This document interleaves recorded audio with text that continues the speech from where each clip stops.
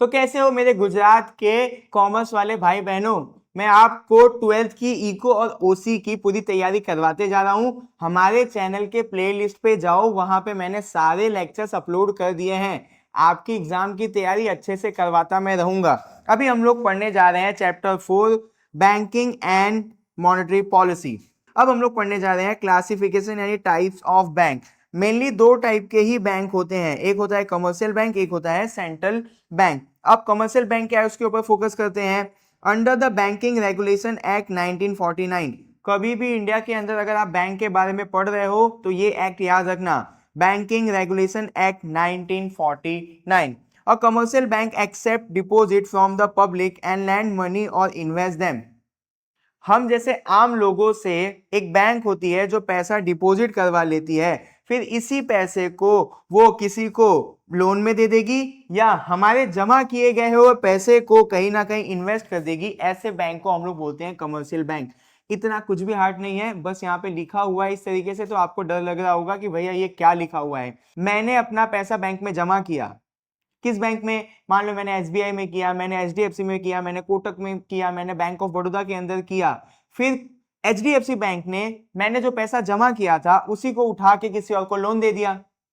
तो इसी प्रोसेस को करने वाले बैंक को हम लोग बोलते हैं कमर्शियल बैंक। हमारे आसपास जितनी भी बैंक है, एचडीएफसी, कोटक, एसबीआई, ये सारी बैंक कौन सी बैंक है, कमर्शियल बैंक है। अब ये क्या करती हैं वो तो आपको मालूम ही है, याद क्या रखना है, बैंकिंग रेगुलेशन एक्ट 1949। एचडीएफसी हो, एसबीआई हो, बैंक ऑफ बड़ौदा हो, ये सारे लोग किस एक्ट से रेगुलेट हो रहे हैं, बैंकिंग एक्ट 1949 से। आगे देखते हैं, people can withdraw money by cheque, draft और पे ऑर्डर। हम लोग कमर्शियल बैंक से पैसा कैसे निकाल सकते हैं, चेक से, ड्राफ्ट से या पे ऑर्डर से। ड्राफ्ट और पे ऑर्डर क्या होता है ये आपने 11th में पढ़ा होगा, नहीं पढ़ा है तो जाओ चैट जीपीटी पे पढ़ो, क्योंकि हम लोग कॉमर्स के स्टूडेंट हैं, हमको ये सब मालूम होना चाहिए। A commercial bank use people money to earn a profit by lending it to others. अब कमर्शियल बैंक प्रॉफिट कैसे कमाती है, जो हमने पैसा उसके अंदर डिपॉजिट किया हुआ था, मान लो कि मैंने एचडीएफसी के अंदर 50,000 रुपए जमा किया हुआ था, एचडीएफसी वही 50,000 रुपए को किसी और को लोन दे देगी और वो जो लोन के ऊपर इंटरेस्ट आएगा उसी से वो अपना प्रॉफिट बना रही है। तो वही बात मैंने यहाँ पे लिखी हुई है कि use people money to earn a profit by lending it to others. अब हम लोग पढ़ने जा रहे हैं सेंट्रल बैंक। अब सेंट्रल बैंक क्या होता है, the central bank is the main और apex bank of a country. एक कंट्री का जो सबसे बड़ा बैंक होता है हम लोग उसको बोलते हैं central bank.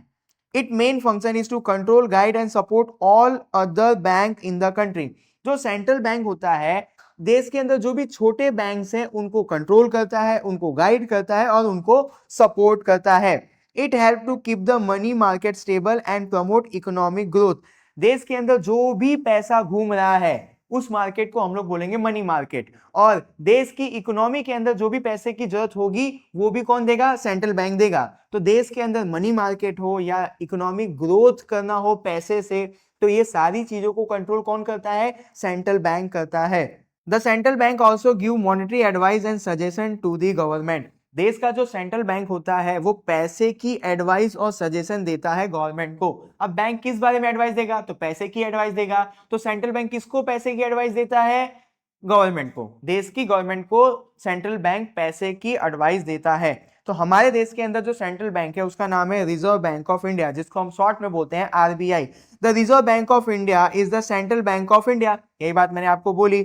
It was established on April 1, 1935 with a paid up capital of 5 crore. India में आरबीआई कब स्टैब्लिश हुआ था, 1 अप्रैल 1935 को। उस समय आरबीआई के पास कितना पैसा था, 5 करोड़ रुपए।